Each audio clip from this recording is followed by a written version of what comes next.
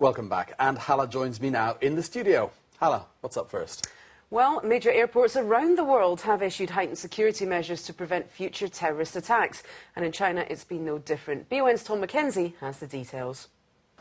The Chinese mainland stepped up security checks for flights heading to the US last week after a young Nigerian man tried to ignite an explosive device on a Northwest Airlines flight on Christmas Day. The Civil Aviation Administration of China ordered a secondary security check be mandatory at boarding gates for flights to the US, while passengers have been told to check in as much as 3 hours ahead and are not allowed to take any liquids in their carry-on luggage. Taiwan's Civil Aeronautics Administration said this week it will now conduct special security checks for all passengers on US-bound flights and airplanes who came from or who have travelled through selected countries. Those countries include Pakistan, Iran, Nigeria and Syria. A senior official for the Transportation Security Administration, or TSA, in the US says the list of 14 countries was developed by the Homeland Security and State Departments.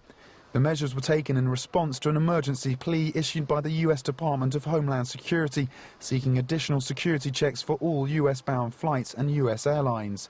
Shanghai-based Eastern Airlines carrier, the only domestic airline that operates direct flights between Shanghai and US destinations, says it's banned passengers from carrying any liquid aboard planes bound for the US.